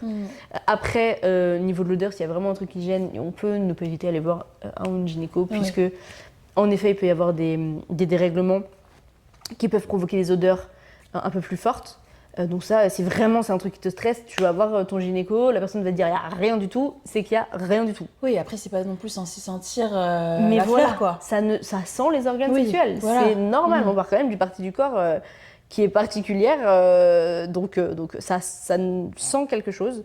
Si jamais, genre vraiment jamais tu n'arrives pas, moi je trouve ça dommage de dire en mode non t'inquiète pas, ça sent, c'est normal, sois à l'aise. Bon, si la personne n'est pas, huile de coco en externe, il y a une toute petite odeur en plus qui permet un peu de juste mélanger en fait ton odeur, et c'est une odeur de coco, c'est sympa. L'huile de coco en plus c'est bon, ça hydrate et tout, plutôt en externe qu'en interne. D'accord. Tu peux tester en interne. Personnellement, moi je sais que ça dérègle complètement justement mon pH et tout, je peux pas, mais il y a plein de personnes qui l'utilisent dans le lubrifiant. Mais en tout cas, moi je trouvais qu'au début, quand vraiment j'avais du mal à ça, je mettais un peu d'huile de coco et ça me permettait d'un peu déstresser. L'huile de coco, partie externe. Exactement. Maintenant, voilà, ça va être aussi avec le ou la partenaire de construire ça. Plus la personne en face va verbaliser le fait qu'elle adore le goût, qu'elle adore l'odeur, que ça la dérange pas, qu'elle va plonger comme ça dedans, qu'elle va regarder, qu'elle va faire des feedbacks, qu'elle va prendre du plaisir en y allant, plus ce sera simple. Tu vois, c'est dur encore une fois d'être toute seule et de se dire vas-y lâche prise, mais en fait la personne en face elle dit rien. Entre tes jambes t'es là, tu vois, en plus t'as la vision. Tu vois. Bah bien sûr, oui je comprends. Donc encore une fois, demander à la personne de t'aider en fait dans ce processus de lâcher prise, c'est hyper important. Et c'est ce que je dis, si jamais voir c'est trop, ne pas hésiter à changer de positionnement pendant le cuni. C'est vrai que c'est une position qui est un peu frontale quand même et qui est un peu gynécologique aussi. Oui, c'est vrai. T'es comme ça là. C'est vrai. Mets-toi sur le ventre, mets-toi debout, mets-toi un oreiller sur la tête, j'en sais rien, mais si ça peut t'aider à être focus plus sur les sensations que le visuel, tu vois, vrai. peut-être que ça peut aider. On va parler de santé sexuelle. Alors, la première question de cette partie, c'est je fais souvent des mycoses ou des cystites après les rapports. Ça me fait sentir sale et honteuse. Comment gérer ça? Team cystite ici. J'ai eu des cystites pendant plus de 12 ans de ma vie. Cystite chronique, donc je compatis fort. C'est très handicapant et c'est très douloureux, c'est affreux comme situation. Alors, si c'est essentiellement après un rapport qu'il y a ça, faut voir s'il y a des choses qui viennent dérégler le pH. Parfois, vraiment, juste le pH de la personne, ses mains, son sexe, un truc machin, peut juste être incompatible avec le tien, c'est un peu plus acide, c'est un peu plus truc, c'est un peu machin, ça dérègle, hop, mycose, c'est parti. Pour ce qui est des cystites, les cystites, c'est essentiellement des transferts de bactéries au niveau de l'urètre. Donc, première chose, toujours, s'il vous plaît, avoir quelqu'un qui se lave les mains et toujours se laver les mains avant de toucher cette partie du corps. Moi, j'ai cette expérience d'un gars qui avait mangé des hot wings. Non! Qui avait les mains là, toutes pleines de sauce. Et qui après est venu comme ça, là. Non! J'ai regardé, je dis mais tu fais quoi? Attends, ça, c'est fou! Mais vraiment, mais t'es fou, quoi. Genre, va te laver les mains. Genre, ça va pas. Et puis, oh là là, c'est bon. C'est bon. Mon Dieu, attends, mais on est chez les fous. Non, mais vraiment, tu vois, lavez-vous les mains, je vous en supplie, lavez sous les ongles aussi, parce que le moindre truc peut venir provoquer ça. Il faut savoir que l'urètre de l'appareil génital féminin, il est court. Donc ça veut dire que les bactéries peuvent vite remonter, aller jusqu'à la vessie, et c'est pour ça que ça provoque des urètres, des cystites.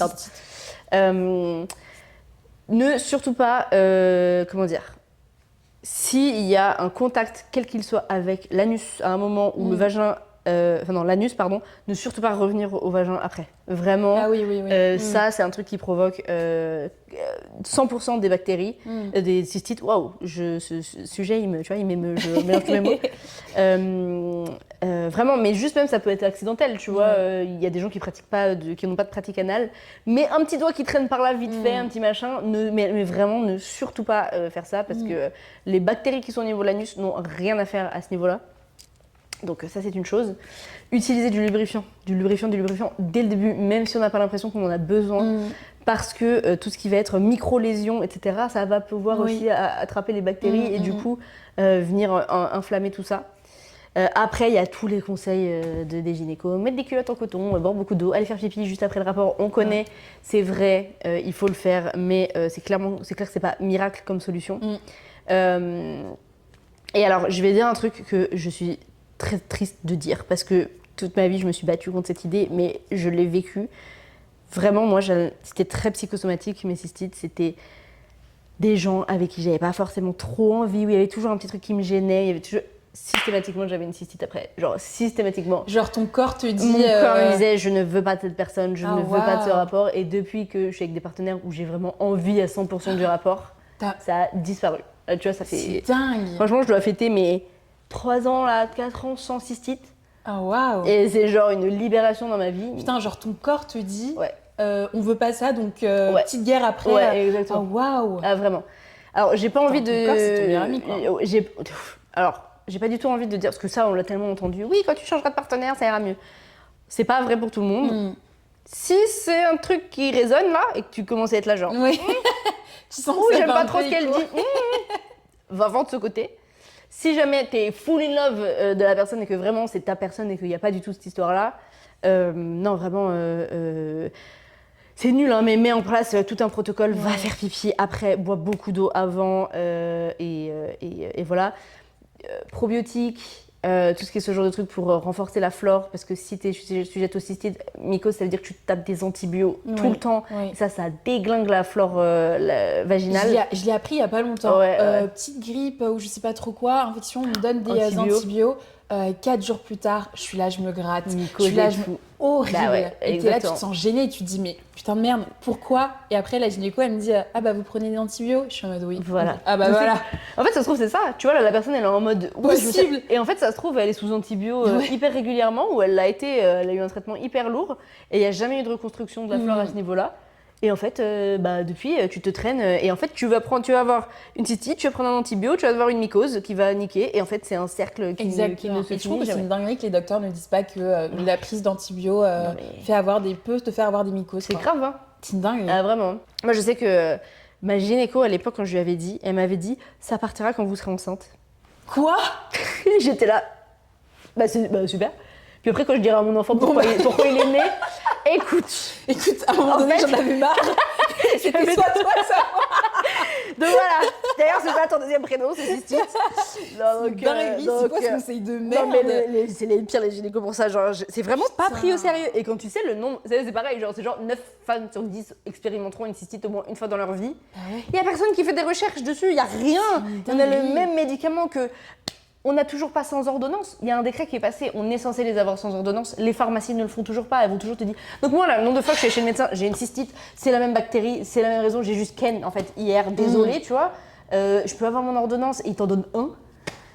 Au bout d'un moment, c'est insupportable. Donc vraiment, c'est une recherche, une longue recherche de compréhension de son corps, de compréhension de ce que tu fais dans ton environnement qui fait qu'il y a un transfert de bactéries ou il y a quoi que ce soit. Et après, voir au niveau psychosomatique si éventuellement il y a une possibilité que ce soit un langage du corps, ton corps qui te dit quelque chose. Mais vraiment, ouais, non, c'est...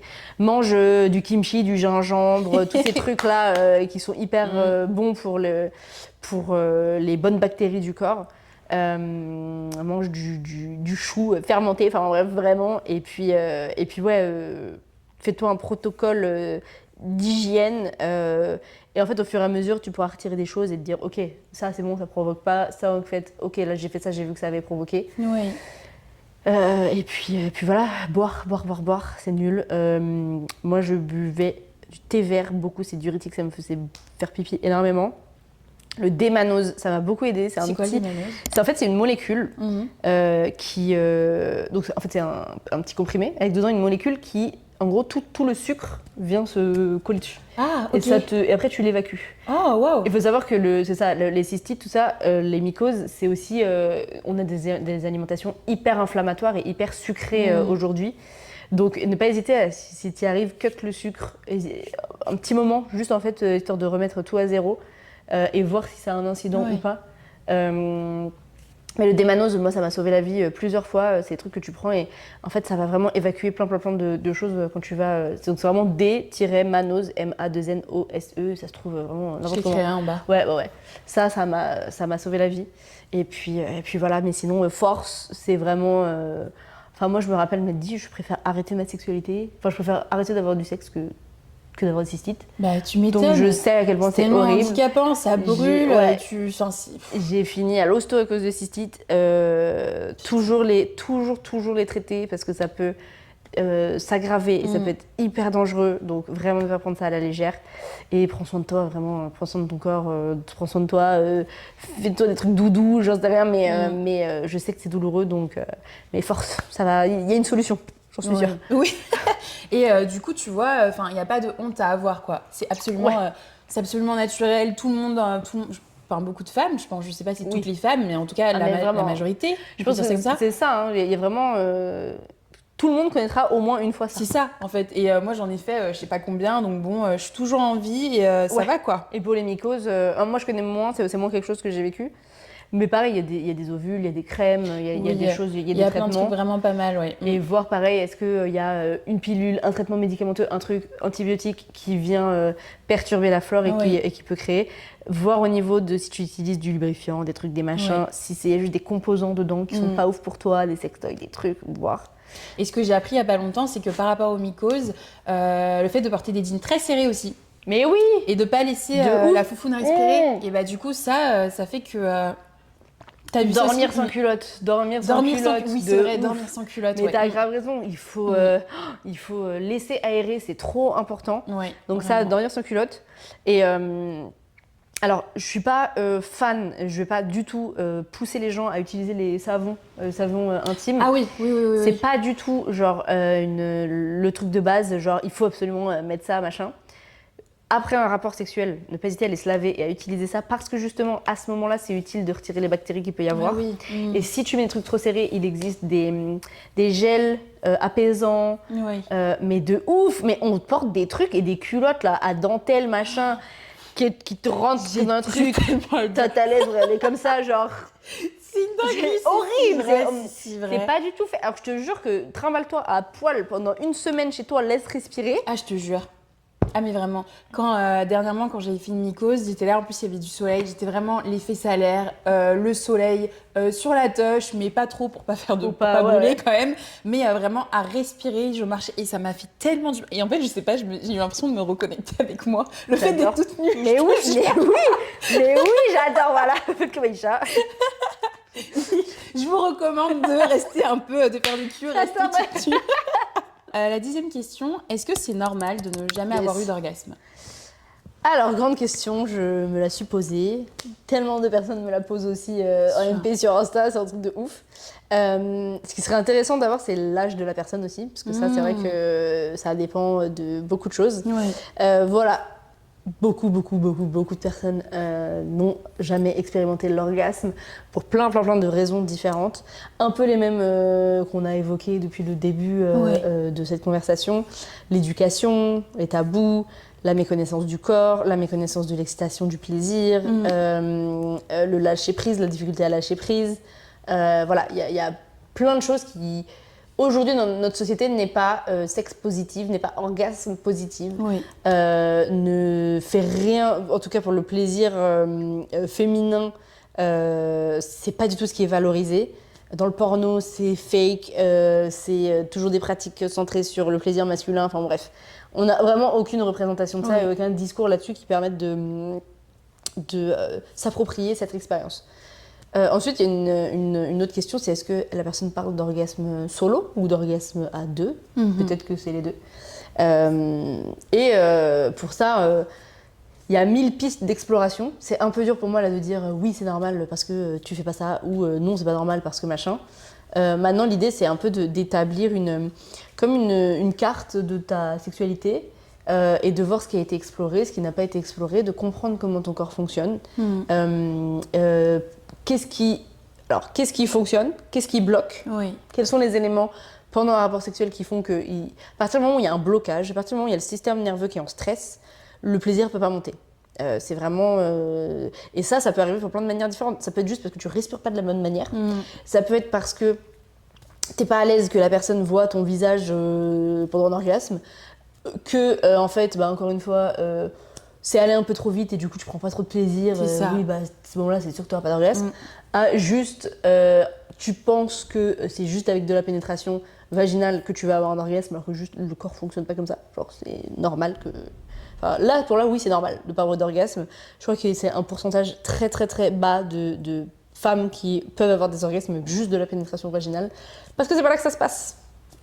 Tout simplement. En fait, c'est comme si. Un gars, on était là, on s'occupait que de ses testicules, et là, je comprends pas, j'ai pas d'orgasme. Sans déconner. En fait, c'est normal, c'est pas à l'endroit, tu vois. Genre, nous, on est persuadés que c'est là. Si on reprend un peu les bases de l'anatomie, il faut savoir que l'homologue du pénis, c'est le clitoris, c'est pas le vagin. Pas du tout. L'homologue du vagin, c'est justement les testicules. Donc, c'est-à-dire que tous les corps caverneux, les réactions physiologiques, le truc qui bande, le truc machin, c'est le clitoris qui fait ça et ce n'est pas le vagin. Nous, c'est un peu dit, pénis rentre dans vagin, donc plaisir égale le même. De ouf. Pas du tout. Donc, de la même manière qu'on n'attend pas de testicules d'éjaculer, on n'attend pas d'un vagin d'avoir un orgasme. Si, typiquement, pendant moi, j'ai compris ça le jour où j'ai commencé à stimuler mon gland du clitoris en même temps que d'autres choses, j'ai fait... Mais c'est vachement sympa ce qui est en train de se passer. En fait, c'est ouf. Et quand j'ai compris ça, mais tout a changé. Genre vraiment, depuis, il n'y a plus aucun questionnement à ce niveau-là. Donc voilà, un peu établir en fait comment fonctionne ton anatomie, quel schéma, encore une fois, il y a dans tes rapports sexuels. Est-ce que s'il y a encore ce fameux schéma, ok, on commence par ci, après il y a ça, et après il y a ça, il n'y a aucune place à la spontanéité, à la créativité, au lâcher-prise. Parce qu'en fait, si tu te dis, waouh, on a fait l'étape 2, on n'a pas fait l'étape 1, mon Dieu, il va se lasser, oh, mais attends, en fait, il fait ça. C'est impossible d'avoir un orgasme. Et après, c'est juste comprendre ce qui vient stimuler ton plaisir. Donc ça, c'est très anatomique. Tu vois, on a fait la contraction du périnée tout à l'heure. Typiquement, le périnée, c'est le muscle qui va venir augmenter la sensation de plaisir parce qu'en fait c'est blindé de nerfs, c'est un système nerveux là-dedans de ouf et tout est relié aussi. Il faut pas croire que c'est juste le petit truc là qui fait que c'est un énorme engrenage qui fait que va y avoir cette réaction, donc ça va provoquer ça, donc va y avoir cette information au cerveau, donc va y avoir tout ça. Et il suffit qu'il y ait un truc là-dedans qui ne soit pas huilé correctement pour que ça bloque. Donc typiquement, moi, les contractions du périnée, c'est un truc que je propose souvent. La respiration, faire attention à sa respiration. La stimulation du gland du clitoris. L'excitation, genre vraiment attendre d'être très très très excité avant qu'il y ait n'importe quel contact. Trouver le genre de stimulation qu'on aime bien. Est-ce que la personne sait si elle est hypersensible? Est-ce qu'au niveau du gland du clitoris, est-ce qu'au contraire elle est moins sensible et qu'elle a besoin d'une forte stimulation? Est-ce qu'elle a besoin de le faire elle-même, que ce soit quelqu'un, que le bassin soit un petit peu rehaussé parce que du coup on n'a pas accès aux mêmes nerfs. Enfin, vraiment, il y a 1000 questions à se poser. Pareil, il y a plein d'outils qui permettent de trouver ça. En parler avec la personne si jamais... on est avec la personne... On revient à la communication. Voilà, ça va finir. Mais voir comment la personne peut participer en fait à ça. Voilà. Et après, c'est toute la question du lâcher-prise, qui est un concept que j'adore, mais qui est le concept le plus abstrait de la sexualité. Genre, comment lâcher prise? Mais c'est quoi le lâcher prise déjà? C'est quoi? C'est juste être là comme ça? Non, je sais pas ce que c'est le lâcher prise. Et ça, j'ai toujours du mal à dire fais ça pour lâcher prise. Oui. Toi, tu as lâché prise pour des raisons différentes que moi. Absolument. Dans des situations, avec des personnes différentes. Mais en fait, le lâcher prise, c'est encore une fois, c'est le fait de, je pense, pouvoir d'être complètement en sécurité pour ne plus attendre quoi que ce soit et juste être curieuse de toutes les sensations et toutes les situations qui peuvent arriver et pouvoir les accueillir. Totalement. Il n'y a pas de notice, je peux pas donner une notice de l'orgasme parce que c'est tellement perso, tu vois. Et si j'ai un conseil, ce serait peut-être la multistimulation. Ça, je pense que c'est un truc, encore une fois, on va dans le vagin, on se dit c'est bon, il faut que ça stimule le plus de zones érogènes en même temps. Ça va aider à lâcher prise parce que plus t'as de sensations, plus tu sais plus trop où donner de la tête et t'es juste concentré là-dessus et il y a plus de sensations. Et l'orgasme, c'est vraiment un truc qui prend tout ton corps, donc ça aide si t'as vraiment plein de zones d'excitation qui sont activées en même temps. Donc ne pas hésiter, si c'est les oreilles, moi je parle pour moi, l'ouïe, la nuque, tout ça, au niveau de la poitrine, machin, tu peux intervenir aussi, tu peux avoir un sextoy. Absolument. Et la personne peut faire plusieurs choses en même temps. Ça aide. Et après, ça c'est un autre truc, la conscience du corps, la conscience des sensations, on nous a pas trop éduqués à ça non plus, tu vois, savoir ce qui se passe dans son corps. Absolument. À savoir là ce que tu ressens à cet instant, ce moment T. La pleine conscience de manière générale, je trouve que c'est un sujet qui est pas facile à... qui est pas instinctif, tu vois. Et moi je sais que c'est cette pratique qui m'a beaucoup aidée à retranscrire ça au lit après. Donc j'ai vraiment...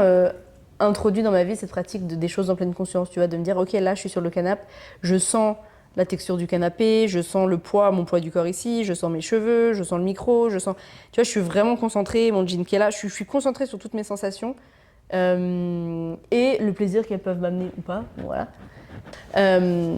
J'ai des lives sur le sujet, je fais de la sexothérapie sur le sujet, j'ai un masterclass, un workshop en ligne sur le sujet qui est vraiment... j'en profite, je fais ma petite pub comme ça. Bah, t'as bien raison. C'est 4 heures de vidéo, à peu près 4 heures de vidéo, des PDF, des pistes audio, plein de choses pour explorer tout ça. Et on arrive donc à la dernière question de notre interview. Alors, est-ce que c'est normal pour un couple d'avoir de moins en moins de rapports sexuels? Faut-il s'en inquiéter? Ah, ça c'est... je pense que c'est tricky. Ouais, et tu sais que pour cette question-là, c'est une personne que j'ai rencontrée dans un bar qui m'a posé cette question et il met tous ses espoirs en toi. C'est un homme parce qu'il m'a dit quoi? Il m'a dit je dors sur le canapé. Ça fait 10 mois avec ma meuf, on n'a pas ken. En fait, et je sens que ça crée des tensions. Ça crée des... Je lui ai dit t'en fais pas. Je la vois. Ok, c'est ton moment. Alors, est-ce que c'est normal? Encore une fois, je ne peux pas émettre de statistiques à ce niveau-là et de dire oui, il y a tant de couples qui ne couchent plus, oui, machin. Alors, c'est très personnel comme vision. Je pense aussi qu'on fait des premiers mois ensemble et des premiers émois sexuels qu'on a avec quelqu'un la base de la sexualité, alors que pour moi, elle est pas... Tu vois, la honeymoon phase, tu vois, quand tu rencontres quelqu'un et que tu kennes 15 fois par jour et que ça dure, 3 mois, 6 mois, 1 an, peu importe. On fait de ça la base de la sexualité du couple, alors que pour moi, justement, ce moment-là, il est pas du tout représentatif. C'est vrai. Il n'est pas du tout représentatif de la sexualité du couple. De ouf. Au contraire, c'est un moment qui n'est pas... normal dans le couple, qui est exceptionnel, et que c'est après la suite qui va plutôt définir c'est quoi la sexualité d'un couple. Donc voilà, donc déjà ça, quand on arrive à se détacher de ça et qu'on se met sur une base de ok, en fait finalement on fait l'amour une fois toutes les 2 semaines et c'est ça notre rythme, ok, de telle manière, comme ci, comme ça, ok, ça me va, oui, non, ok.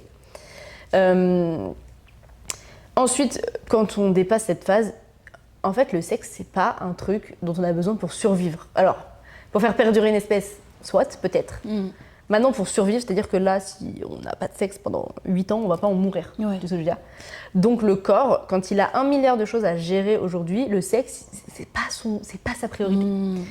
Donc, si il s'avère que dans la vie, on est stressé par le taf, on est stressé parce qu'on galère à payer son loyer, qu'on a eu des événements tragiques, un décès, un truc, qu'au contraire, on a eu des enfants, je ne sais quel, donc on a 1 milliard de choses à penser, de charges mentales. C'est vrai que le sexe, ça peut passer en second plan parce que ça va être une autre charge, un autre truc à quoi penser, d'un effort à faire.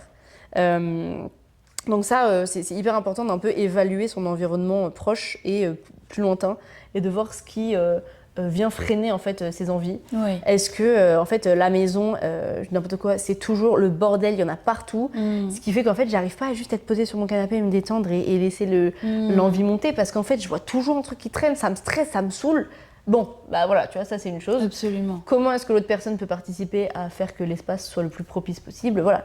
C'est marrant, mais pendant mes cours de sexo, la prof nous avait dit, il y avait un couple, la personne avait le cadre, le portrait de sa daronne, tu vois, sur la table de chevet. Et l'autre, elle était là, je comprends pas, j'ai plus trop d'envie. Ouais, bah, tu vois, il y a la daronne en portrait. voilà, tu vois, genre, tu sais, si dans ta chambre, t'as des photos partout de tes gosses ou de ta famille, ton environnement, il est directement relié à tes sens et à tes envies et tout ça. Et même inconsciemment, si tu vois des trucs qui sont pas du tout sexuels, bah, c'est normal que ça te dise pas, tu vois. Donc vraiment, regarder son environnement.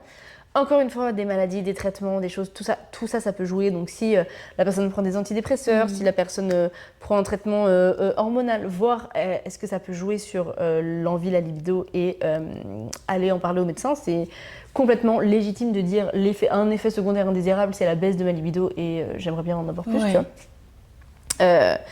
Et après, donc là, bon, il y a cette histoire de juste fluctuation de la libido qui peut faire qu'on a moins de rapports. Il y a des périodes de la vie. La libido, c'est vraiment pas juste un interrupteur libido, pas de libido. C'est aujourd'hui j'en ai. En fait, moi souvent c'est le matin, puis après ça descend comme ça. J'ai des périodes de la vie où c'est genre j'en ai tout le temps et je suis comme ça. Mais limite j'aime pas, tu vois. Et il y a des moments où c'est genre il y a rien, je ne sais même plus ce que c'est le sexe et genre ça ne m'intéresse pas. Donc juste se dire que c'est quelque chose qui est très mouvant, très fluctuant et que, encore une fois, si on se détache du sexe comme étant un acte pénétratif, quand t'es à un petit moment plus bas de ta libido, c'est quoi le sexe? Ça se trouve à ce moment-là, ça va être, je sais pas, j'en sais rien, un câlin prolongé avec une cuisse entre les jambes qui frottent un peu et c'est suffisant. Alors que ça se trouve quand ta libido est au max, t'es en mode tu te prends tout passage du désir et tu mets tout dans ton corps, tu vois, tu vois ce que je veux dire, genre il y a des instants, donc un peu redéfinir en fait à chaque moment et ne pas se dire en fait on j'ai de la libido, vas-y on a un rapport pénétratif et on jouit et c'est cool, et off je n'en ai pas et en fait on a rien du tout et personne n'a de plaisir. Il y a peut-être des moyens de naviguer ça de manière moins binaire, tu vois. Du coup, dans ce cadre de ce couple-là, du coup, ça crée de la frustration. Du coup, quoi, la communication, en parler librement, parce que c'est vrai que je suis pas allée dans les détails, en même temps, il était hyper bourré, donc je pense que là, il en avait gros sur la patate. Mais comment gérer la frustration et faire face à la frustration, Oui, bah, c'est clair que d'en parler et de, en fait, trouver des moyens de... Pour moi, l'envie de sexe, c'est une énergie, c'est une émotion, c'est un mouvement dans le corps. Il y a des moyens de l'évacuer. Que ce soit seul, que ce soit en se masturbant, en allant faire du sport, j'en sais rien, en allant à un concert, je dis n'importe quoi. Il y a des moyens d'évacuer cette énergie et de pas la laisser monter. Si on comprend peut-être mieux pourquoi la personne en face n'a pas envie, ça permet de mettre en place des choses. Ok, t'as pas envie, peut-être que si on fait un environnement, que je te drague plus, que je te machin, qu'est-ce qui va faire que je vais pouvoir quand même t'exprimer ça? Aller voir un sexothérapeute, une sexologue, c'est très cool. Ça permet d'avoir ces moments de discussion, en fait, tu vois, tout simplement, et de légitimer d'un côté peut-être le sentiment de rejet, peut-être le sentiment de manque que la personne peut recevoir sans non plus mettre une pression de ouf à l'autre personne d'avoir du sexe, tu vois, de faire du sexe. Mais la frustration, clairement, c'est un truc dont il faut pas le garder, parce que plus tu le gardes, plus ça monte. Et l'idée, c'est pas après d'agir là-dessus ou de faire culpabiliser la personne ou d'aller voir quelqu'un d'autre, tu vois. Mais il y a 1000 manières de faire du sexe. Et si ça va être s'envoyer des sextos et ne pas forcément agir dessus, ça peut peut-être un peu décharger et aider. Et moi, l'exercice que je propose souvent et qui dans cette idée de non-binarité, c'est que je propose de faire une échelle de la libido de 0 à 10 et de mettre 0, ne me touche pas, ne me regarde pas, je suis une personne complètement en dehors de la sexualité. Ah oui. 10 étant tu me regardes, c'est bon, genre je jouis. En fait, de construire un peu. Ok, 5, je suis chaude pour des massages, tu peux me toucher plutôt à l'extérieur. Moi, je suis ok de te faire ci, ça et ça, mais par contre, pas trop ça. 8, ok, là, viens, on peut aller à des soirées libertines, puis n'importe quoi. Plus tu vas avoir, en fait, une palette de ce que tu peux faire, plus tu vas pouvoir vivre une sexualité quand même plus ou moins selon les périodes de ta vie, tu vois, et ne pas rester bloqué sur on n'a pas de rapport, donc on n'a pas de libido, on n'a pas de sexualité, tu vois. L'érotisme, c'est un truc qui est hyper important et qui fait partie de la sexualité et qui pour moi, tu vois, si j'ai peu d'érotisme, c'est compliqué d'avoir une sexualité derrière génitale et danser, ça peut être hyper érotique pour moi et ça peut revenir et ça peut venir nourrir en fait cette envie de connexion dont j'ai envie avec une personne et faire baisser la frustration. Donc voilà, voir aussi pourquoi la personne en face n'en a pas envie. Franchement, c'est un truc, c'est une situation qui est autant difficile pour les deux personnes. Tu vois, celle qui culpabilise de ne pas avoir envie et qui a peur que la personne se lasse ou que la personne parte. Et de l'autre personne qui est juste frustrée et qui peut souffrir de ce manque-là. Donc, ne pas hésiter à en parler, ne pas hésiter à faire des choses en couple. Moi, je recommande des choses, genre par exemple s'amuser ensemble. Pour moi, c'est hyper important. En fait, le sexe, c'est un langage de l'intimité. Et il y a des gens qui parlent ce langage-là, il y a des gens qui ne le parlent pas. Et perso, moi, si je ne parle que ce langage-là et pas les autres, j'arrive pas à avoir accès à tu vois. J'ai besoin de rigoler avec la personne, j'ai besoin vraiment d'être un enfant avec et de faire des bêtises ou d'avoir des moments de jeu. On joue aux jeux vidéo, on fait une compétition, le premier à arriver, j'en sais rien, tu vois. J'ai besoin d'admiration. Je pense que le fait de rester des individus vraiment détachés et d'admirer l'autre personne, c'est un truc qui est hyper important. Donc, comment est-ce que je peux remettre cette notion d'admiration? Comment est-ce que je peux revoir ma personne avec des yeux d'admiration? Est-ce que c'est... je sais pas, la personne elle s'est inscrite à un cours de poterie depuis tant d'années, je vais aller avec elle et elle va m'apprendre comment faire et je vais être là, waouh, en fait t'as des skills que je savais pas que t'avais, trop chouette, tu vois, et de revaloriser la personne comme ça. Et d'avoir des moments d'intimité corporelle qui soient pas sexuels, tu vois, genre, on peut avoir des moments de connexion, le massage typiquement ou quoi que ce soit. Moi je sais que les playlists, j'adore faire des playlists, j'adore qu'on me fasse des playlists. Et si tu me fais une playlist qui est trop chouette et qu'il va y avoir un moment de connexion, ça me permet de me sentir proche de la personne sans forcément me dire waouh, ça va arriver vers un moment sexuel et ça fout la pression. Donc c'est un long chemin à explorer, je pense pas que ce soit une fatalité. C'est en fait du temps à dévouer à ça. Et ça, je pense que c'est ça qui est compliqué, c'est qu'on pense que le sexe c'est spontané comme ça. Et qu'en fait il faut qu'on ait envie comme ça. Il y a encore cette notion de désir spontané, désir réactif. Émilie Nagoski, j'en parlais tout à l'heure, elle en parle aussi dans son livre. Trop intéressant de savoir qu'en fait, il y a des personnes juste, elles ont besoin de stimuli sexuels, sinon il n'y a pas d'envie. Et tu as des personnes où genre, tu te réveilles, tu as envie. Voilà, donc c'est un long chemin. En soi, c'est chouette, c'est juste pour ressentir du plaisir et être bien avec sa personne. Et il faut juste accepter d'être où on en est et de mettre de l'énergie et de la curiosité surtout à ce niveau-là de sa vie, quoi. Mais alors, quel beau mot de la fin. Ah là là, t'as vu? Dinguerie. J'ai fait exprès un peu, je me suis dit, on va finir... Aïe. Dinguerie, je suis avec une pro, mon Dieu. Je suis morte. Et écoute Léa, merci beaucoup. Avec plaisir. Je suis trop contente, c'était un épisode que j'attendais. Là, j'ai envoyé un petit message aux filles. C'est bon, l'épisode est fait, j'ai toutes les réponses. J'ai hâte d'avoir les retours des gens. Ah oui. Voilà, j'ai beau être sexothérapeute, c'est ma vision de la sexualité. C'est ok si les gens en ont une autre. Donc tu vois qu'ils n'hésitent pas de faire des retours là-dessus. Il n'y a pas de vérité absolue sur le sexe autre que le consentement. Et tant que ça te fait du bien à toi et à l'autre, tant que ça ne te fait pas de mal à toi et que ça ne te fait pas de mal à l'autre, voilà, c'est à peu près la seule règle qui est dans la sexualité.